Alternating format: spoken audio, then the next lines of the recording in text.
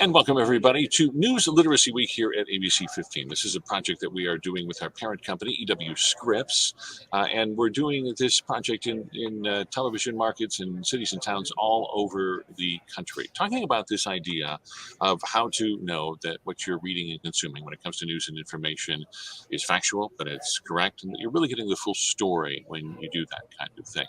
That we live in a media environment now where there are all kinds of sources of information, and unfortunately, lots of sources of information that are either partisan, only giving a part of the story, or some of them just outright false. And we hear a lot from viewers about how they can make themselves better consumers of that kind of information, to make sure that we all have the facts when we think about some of the important issues of our time. Joining me is Kristy Roschke. She is from ASU's Cronkite School, Managing Director of the News CoLab. Is that how you say that? CoLab at ASU's Cronkite School.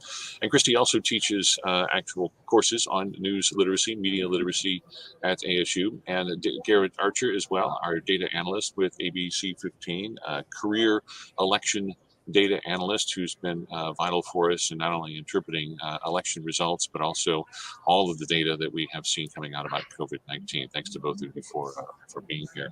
I was on a Zoom call with some members of an advisory board that we have for ABC15 recently, and I asked the question, how many of you have a family member that you either don't talk to anymore, or you know somebody who has a family member that they don't talk to anymore, or there's a strained relationship because of information or because of misinformation, because they believe something entirely opposite of you.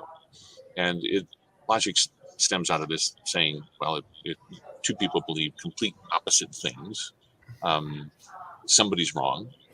But there's all kinds of information out there that causes people to get to that point, and it's tearing us apart. I think a lot of people are genuinely concerned about what's happening in our country. And Kristy, I wanted to start with you. That's one of the reasons that we teach media literacy, obviously. But for people in their own lives who are really concerned about trying to mend fences and trying to find common ground with friends or family that they suddenly find are on the opposite end of any particular issue, how do you go about doing that without screaming at each other? I mean, that is like the $1 million question. And it's a really good question. And I don't have like any hard and fast answers other than to say that, empathy goes a long way in these conversations. I think we've known for a long time that there are certain topics that maybe we want to try to avoid at Thanksgiving dinner or whatever. Politics, religion come to mind.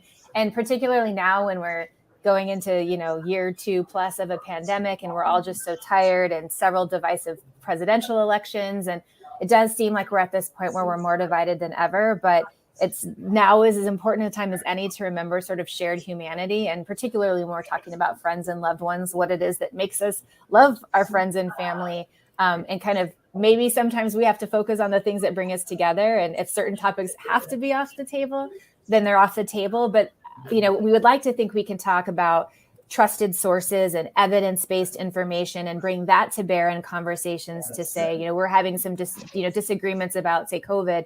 Well, let's take a look at what this medical journal has to say, and can we kind of come to some consensus? But to be honest, that's getting harder and harder in some respects. So sometimes it just needs to be, maybe some of this stuff is respectfully agree to disagree, and keep these subjects off the table, which is really, I hate to say that, but I think empathy is the most important thing to remember.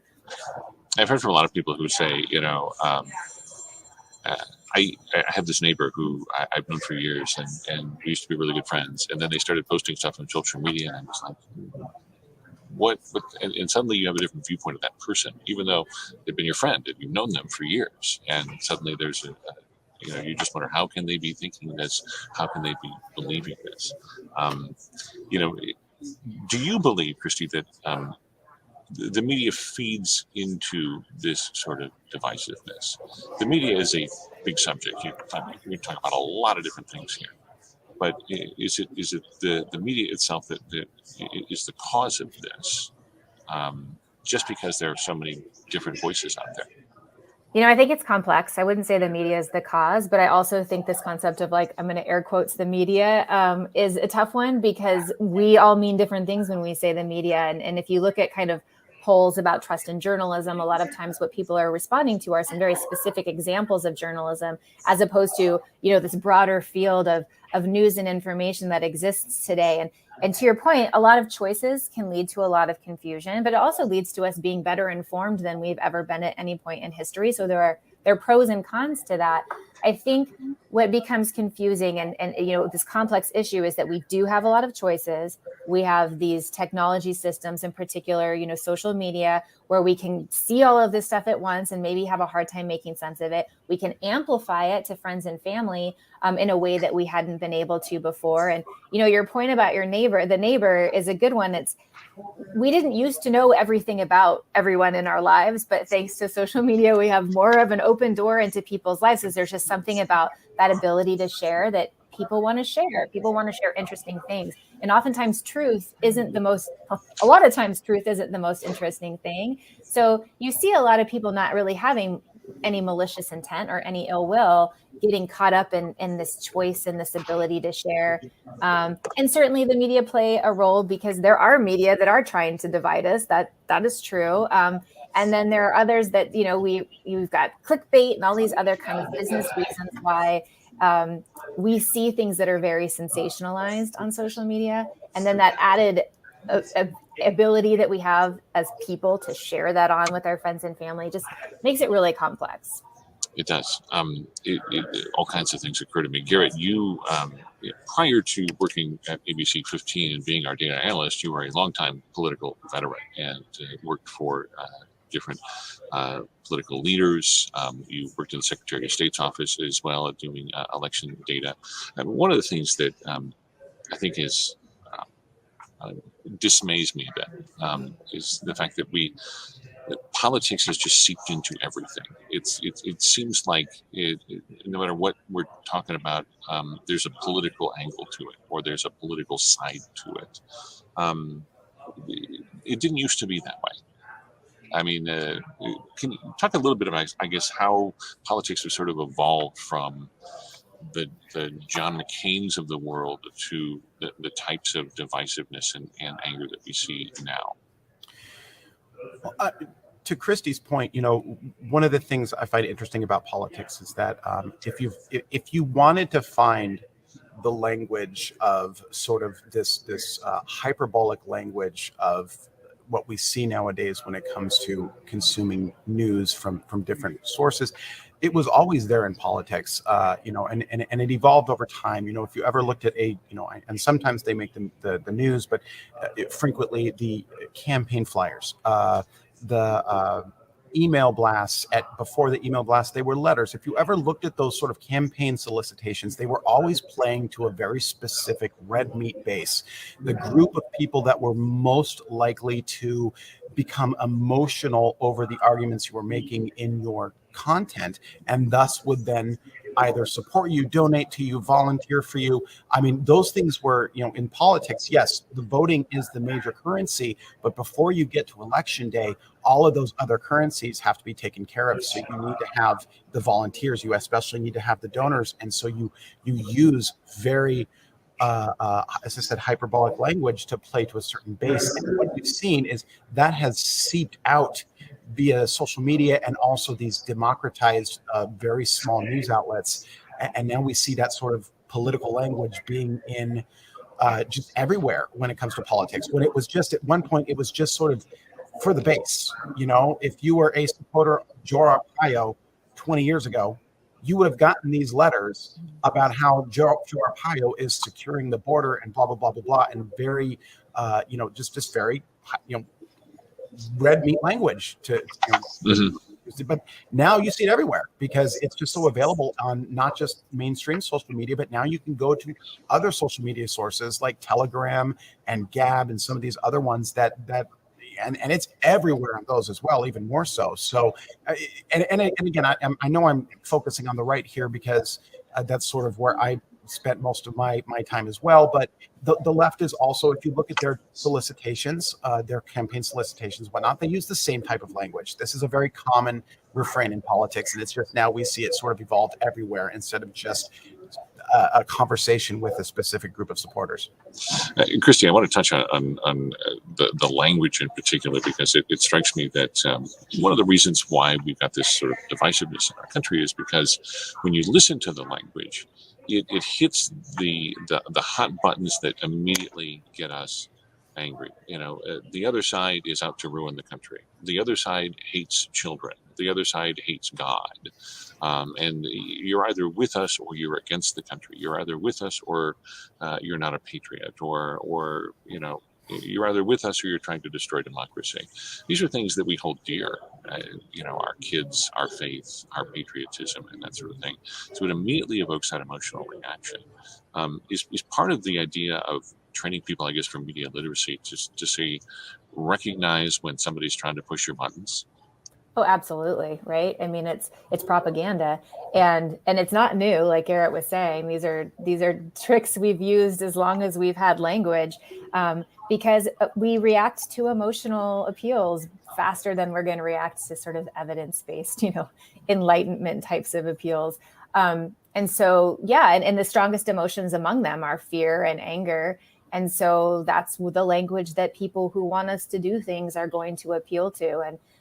And because we're so inundated with information of all types, whether it's actually inaccurate, factually inaccurate misinformation, or if it's just really loaded language, or maybe language taken out of context, we just can't escape it. And so we kind of are living, our emotions are running so high right now. And that's partly because of the information machine that we're being fed from, but it's also partly because of the world. The world is running hot right now. And it just puts us in a place where we are going to react. And as anyone who's ever made a knee-jerk reaction to anything knows, that's not the best way to handle a situation. So certainly one of the things we do in our classes is talk about how we check our emotions and our biases. And it's not about not having biases, because we all have them, and we all have a variety of deeply held values that I would never tell a student to espouse, to disavow a value unless it was a harmful value. But it's more about being able to situate yourself within the broader world around you and still be able to tap into your values, versus putting yourself so closely and tightly into a group that you can no longer relate to anyone else. And so those are kinds of some of the things we talk about, which really aren't media problems at all. Those are more sociocultural, psychological kind of cognitive problems. But it transcends all of this when we're talking about our relationship with media. Yeah, it's got to be a challenge to train young reporters these days, because the challenge has always been there to say, look, you've got to sort of check your beliefs at the door and go about an editorial process that ultimately gives you as close as possible to a fair, balanced, objective set of facts that are facts and that people can ultimately act on. But you and I were talking earlier. I've had a chance to talk with some of these kids at ASU, and I challenge them on certain things, like the value question, for instance. What if, in the name of fairness, you were asked to amplify something that's just deeply offensive to you, like bigotry, for instance? How do you talk about and answer those questions with young students? Those are really tough questions in a journalism school, because you want to uphold traditional values of modern journalism, but then some of those values maybe don't fit as well as maybe they once did, or if they ever did at all. And so it's an important conversation to have, because there are students that, we have students who don't buy into the idea of objectivity and aren't wanting to check their values at the door, and think that there is a place for journalism that is still fair, and reports from multiple perspectives, but doesn't require the journalists to lose themselves. And there are good examples of that out there in the journalism business today. And so I think it's partly knowing the time and the place to do some of that. And I know, reporters have learned a lot with COVID about there's just not two sides to the COVID story. COVID is an important life altering story. And, we can't really amplify two sides equally when there's so obviously an evidence-based side that we need to be amplifying. So that's hard. So it's a lot of conversations. And honestly, a lot of the students are saying that this is what we think journalism should be moving forward in. In a lot of ways, I'm like, yeah, you go and do that, because we all need to kind of move forward in this different information environment. Garrett, Kristy touched on COVID, and you've been immersed in the COVID numbers now for a solid 2 years at this point.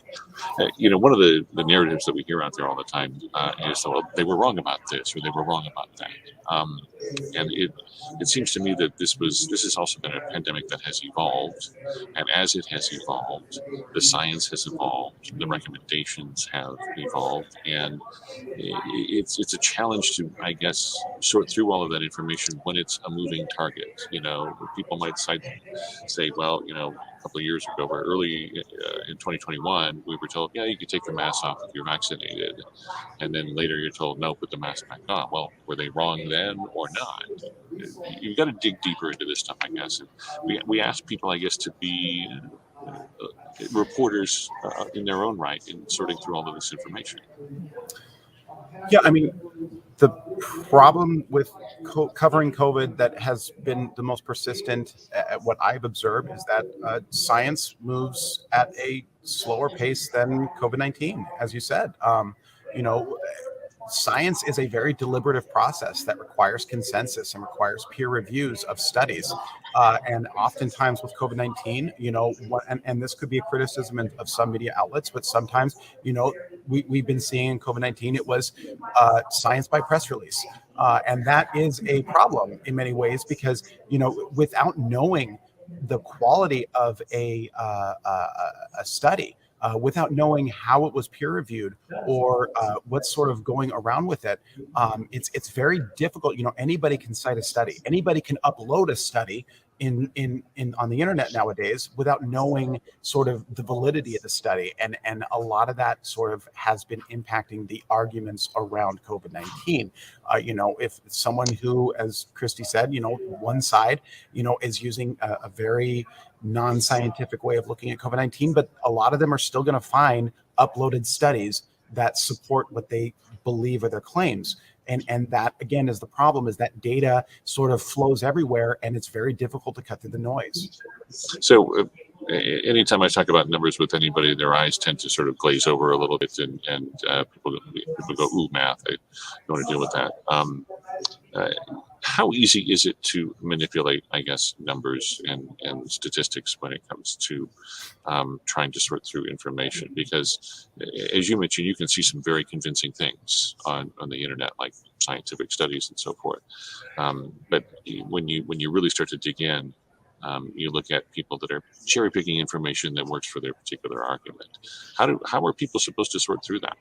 Well, I mean, there's a reason there's that saying, lies, damn lies, and statistics, and that will always sort of ring true. And we've seen that with COVID. We've seen that with how the election was analyzed. I'm going to focus on the election for this particular question because I spent a lot of time looking directly at these numbers. So you would have people that would use very high-level linear algebra to analyze and look at sort of election data. And on the surface, their analysis looked pretty valid. If you came in there not knowing sort of the math behind it, it was a very convincing argument. And that is a problem because they were not using their methodologies of how they were actually looking at the data and how they were analyzing it in the first place were flat out wrong. They made way too many assumptions that basically falsified any work they were doing, but their math looked really impressive, and that is sort of the crux of the argument. Is a lot of people do like to appeal to authority, and if someone puts out a very authoritative argument using, like I said, high level math to show something, people will see it and say, "Oh, well, this is proof that this happened," but what they're forgetting is that even no matter what anybody does in these statistics and these claims, you do have to find the way to really look at it is to find if there is consensus with that or if that person is standing out as an outlier. That's the most important thing to do when you're looking at statistics, is to try to find if there is agreement or disagreement. So we're asking people to do a lot. Kind of yes. In much of this is part of it just trying to find trusted sources, reputable sources, people that have these long standing reputations? I mean, what are the red flags for something Well, that looks convincing, but you want to put it to a secondary test? I mean, my biggest red flag has always been if someone is making an argument that completely confirms your worldview on something and really excites you, then you need to look at that with infinitely more skepticism. Because, and I'm not saying it's wrong, whatever they're saying, but you have to, the responsible thing to do is to say, okay, this person is confirming my worldview with statistics. I need to go out and look to see if there's anyone else that says anything different. And that's the best way to try to cut through the noise when it comes to statistics. If you see a post on social media that uses the fireworks and uses the word boom and lots of cap locks and then cites some sort of statistics, I would just be very cautious about those. I would look at those with a grain of salt, because especially if it makes you feel good. If it makes you feel good, then you need to look at it a second time and make sure that it's correct. Scientists don't tend to gloat when they put these things out. That might be one clue right there, is that they don't go, see, that sort of thing. But people do. They do. Scientists love to gloat, but they do it in very subtle ways. Yeah. Well, and if I may, that's kind of one of the problems, right? Because you have these institutions and experts within these institutions that have a very sort of, incremental way of doing things. And it's very explicit and it has these steps. And to veer from that is hard. And in many cases, it detracts from the work. But we have an information environment where anybody can put the fireworks out there and say something in a moment's notice. And these two things are trying to compete. But obviously, the measured science is never going to win over the pithy meme. And so like some of the work we've been doing is like how to help scientists, I don't want to say like we need to jazz up science. It's really not so much like let's make pithy memes, although maybe that would be helpful. It's more how to reconcile those two things, right? If our diet is more for the fireworks, but ultimately we need the statistics, how do we make those two things, be the same thing? Exactly. And to add to what Kristy said, another thing I've seen in the election world is that all of this it basically grinds down the experts too. They get frustrated. They get angry for answering the same and basically debunking the same thing for the 1,000th time. And then if someone's coming into the argument or the conversation early, so you have an observer that came in sort of later, and this expert's emotions are already on fire and they're dismissive, then that person who sort of is that observer that wasn't party to any of the other stuff, they're going to look at it and say, wow, this person's a jerk. Why are they treating everyone like this? But you forget the context in the fact that they've been debunking the same thing for 2 years now. And that really, it eats at you after a while. And COVID-19 is exactly the same way. The experts are just tired of debunking the same thing over and over again, and they come across as dismissive because of that. It's difficult. We're only human. We're talking about the common term for this is confirmation bias. This idea that you gravitate to the source that already reinforces your worldview. I mean, Kristy, I know you've probably done a lot of study on how powerful confirmation bias is. This idea that you're going to naturally gravitate toward whatever fits your narrative or whatever fits your belief already. A tremendous challenge, I think, exists out there in trying to get people to approach information with an open mind. Especially when they're entrenched in a particular point of view. When we talk about news literacy, is that asking for the impossible to get people to give up, some of these long-held views, especially if they're not particularly interested in hearing anything that counters it? I don't know. I mean, I don't think it's impossible, but to your point, cognitive dissonance feels bad. When you learn something or you hear a fact that is different from what you believe, and that dissonance that it creates in your brain feels bad for people, and people don't want to feel that way. It's literally like a physiological response to, I'm going to reject this information because I need to feel this stasis. And that thus we look for the things that are going to reconcile those feelings and make us feel more comfortable about our worldview. No one wants to feel wrong. But I think, what we were talking about before, every piece of information at this point feels like it's attached to identity, right? Whereas this is a relatively new phenomenon. I think there was a lot of safe information at one point in time that didn't, we didn't feel immediately personally attached to it. We're in such an environment right now where we have a personal attachment to seemingly every piece of information that we can come across, which makes the confirmation bias that much greater, that like inclination.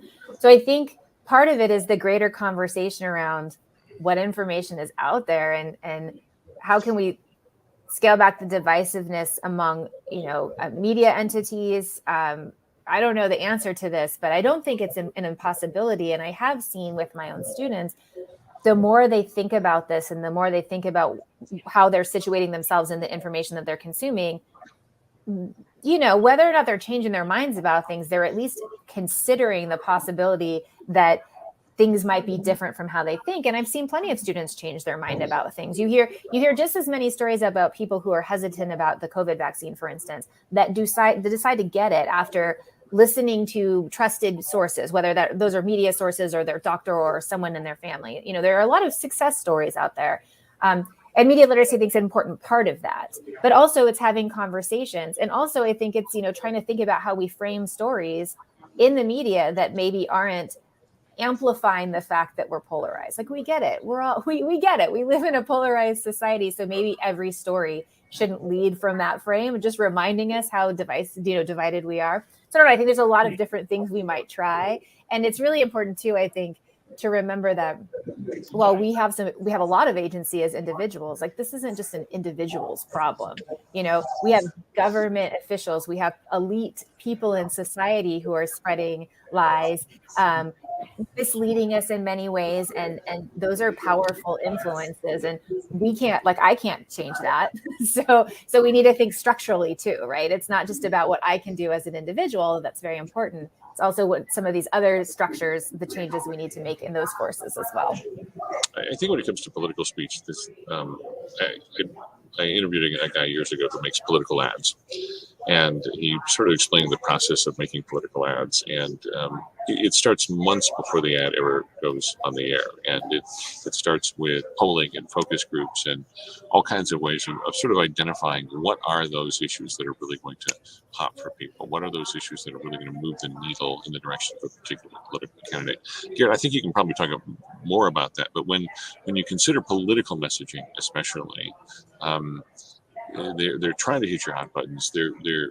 They've already identified this. It's not people just shooting from the hip here. It's a very carefully thought out system of messaging that they develop in order to try to get this segment or that segment to move in their direction. Oh, I mean, absolutely. For example, and I'll focus on the Arizona Republican primary for governor right here. There's multiple candidates in there, and every single one of them has in their ads or in their copy or their messaging do mention Trump. And do mention sort of like, they support Trump. But if you notice, there's a varying degree of support. So basically, these people have done polling, they've done focus groups. They know that in order to win a Republican primary, you do have to at least say, hey, I'm a supporter of Donald Trump, but you don't necessarily have to have a very right-leaning populist message. There's sort of a gradient there, but there are some underlying building blocks, and we see that again on the other side too, obviously, on the left. Things are very anti-Trump, but we've also seen that especially after Virginia, that they're going to have to sort of tailor their message a little bit differently because the anti-Trump message didn't resonate with Virginians as much as they thought it would. So, and we see this in other, in prior elections. You look at the messaging and then you tailor it based on, again, the focus groups, the data, what your analytics, what social media looks like, and you refocus your data. So, and we will see that going forward as the messaging goes forward. If something else happens as polling, if one candidate, for example, finds that they can build a coalition without mentioning Trump, they may stop mentioning Trump. I mean, this is all done very purposefully. Most of this is not off the cuff. divisiveness also affects the polling. So you'll see There's a bit of a feedback Republicans, loop. Yes. yeah, Republicans will focus on different issues than Democrats will in trying to appeal to their particular base. Like, Yes. if you look at, for instance, border issues, that polls much higher with Republicans than it does with Democrats. Democrats, they talk about things like education and healthcare, and some of the issues that are polling higher with Democrats as well. Kristy, my feeling these days is that the limitation of what we do in the news often devolves into a binary argument about nearly anything. And it's contrary to my experience in actually being a reporter, in that very few things are binary. There are not just two sides to every story. There are multiple sides, and it's never black and white. It's usually the truth is in the middle, and it's endless shades of gray. What can the media do, I guess, to try to get away from this idea that you're either over here or over here?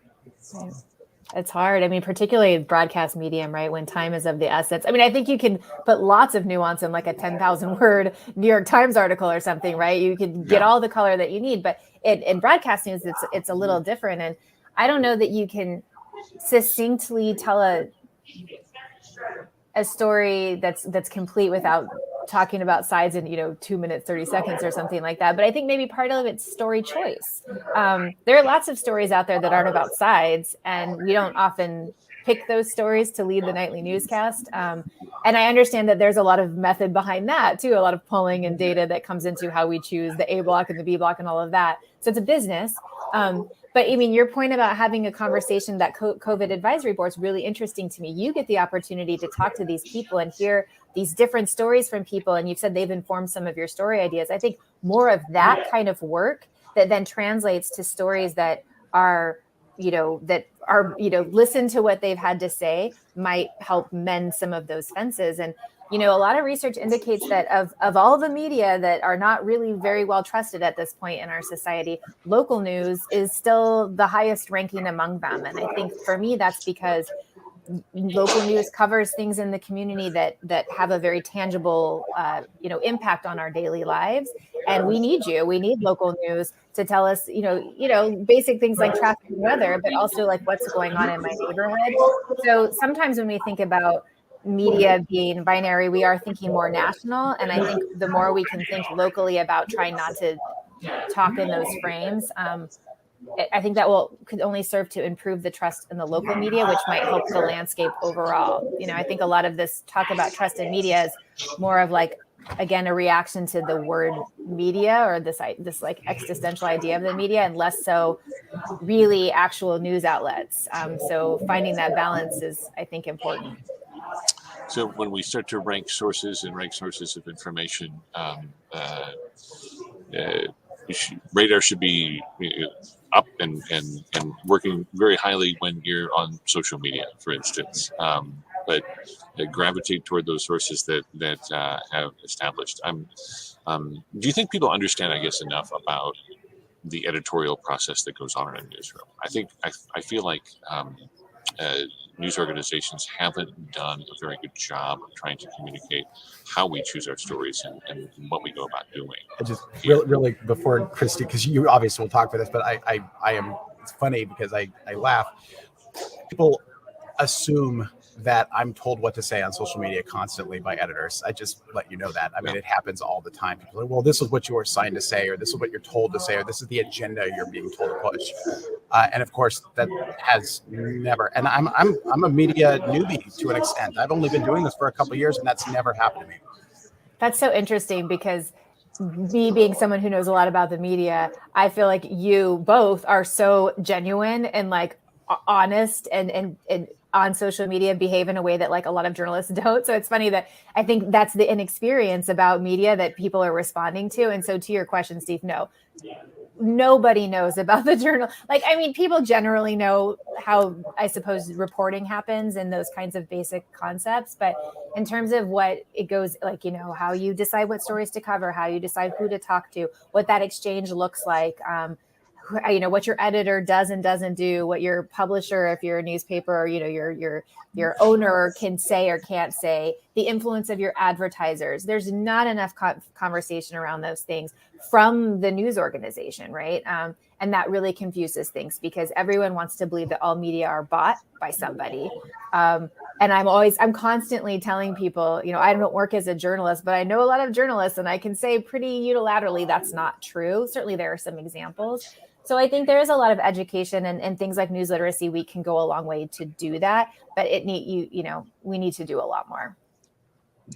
To me, finding a trusted source often means first finding a source that does have that editorial process. And I look at it as the infrastructure of a newsroom. Any good newsroom tries to hire people that are representative of the community as a whole that you serve. And so you're naturally trying to find people who are going to disagree and have different points of view and different perspectives and walks of life in doing these things, so that when you do talk about a story, there isn't just a monolithic agenda to put forward, that we're trying to consider. We're going to talk to somebody who is a person of color or somebody who's from a minority community. Well, how are people likely to react in the neighborhood you grew up in versus the neighborhood I grew up in? And so that's a huge part of it. Is there an effort to really understand different perspectives and different points of view, or is there an agenda? And the more people you have involved in that, the more there's a process built in and baked into what we're doing. I think that makes a huge difference in trusted news sources. I think that's what I look for as a journalist first, and then I always try to look for. I guess the other reason the question I ask, and this is sort of basic, but why would this person not tell me the truth? What sort of motivation do they have? Like the argument I always make with people is, you have every reason to trust me because I live here too, and I pay taxes just like you do, and I drive the same roads as you do. My kids go to the same schools that your kids go to, and in my experience, I have lots of shared experiences with the very people that I report on, and so I don't really have a reason to lie about things or an agenda. I certainly don't have a reason to ruin the state or ruin the country because I live here, and my quality of life sort of depends on it. So. I think it's finding good, trusted sources makes an enormous difference. Any final thoughts, I guess, before we wrap this up? I mean, in terms of what people should be thinking about when they really are interested in approaching consumption of information with an open mind. Go ahead, Garrett. I figured you do a better close than I would, so I figured I'd start first.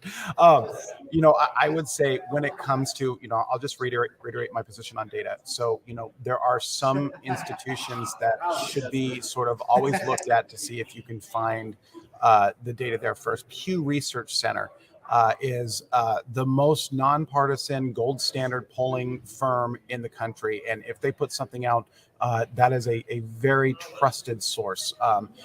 If you see something from sort of a fly-by-night, I'm sticking with surveys here. If you see something from a fly-by-night survey organization that you'd like to report on or you want to understand, their numbers, that just because they're fly by night or they're not known doesn't necessarily mean that what they're saying is incorrect. But again, you need to hold them to a higher standard as far as looking at what their numbers are, how they ask the questions, see if you can find their methodology statements. You want to see all these things when you look at surveys or other data like that.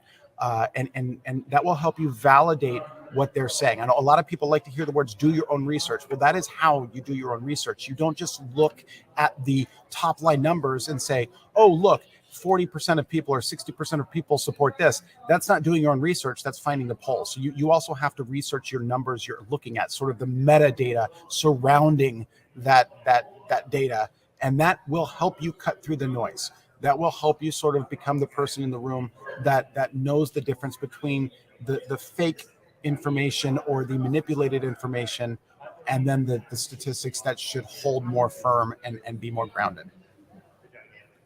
And I'll just echo that more generally, which is, sort of as Garrett was saying, a lot of times our emotions come into play, and it's in those moments when we really want to have a healthy degree of skepticism. It's not to say that we're not right to think the way that we're thinking or that our conclusion is not going to be accurate, but it's in those moments where we feel like something is really right on, or you have this gut feeling, that's when you want to check it out, right? And you want to check, do I know where this information is coming from?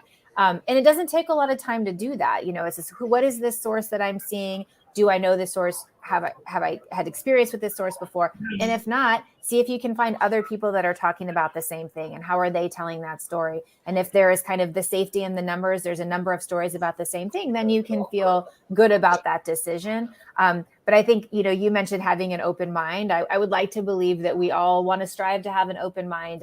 And when we're feeling a little over emotional about something, that's probably the first indication that we're not having an open mind about something. So it's like, let's take a moment to check this out.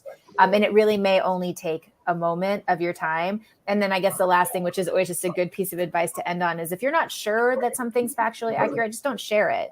You can keep it to yourself. We don't need to have everyone being misinformed because you think, this might be cool to share with friends. So basically, if you run across something that makes you feel like you're absolutely right and everybody else is absolutely wrong, that's the time to question that source of information, for sure.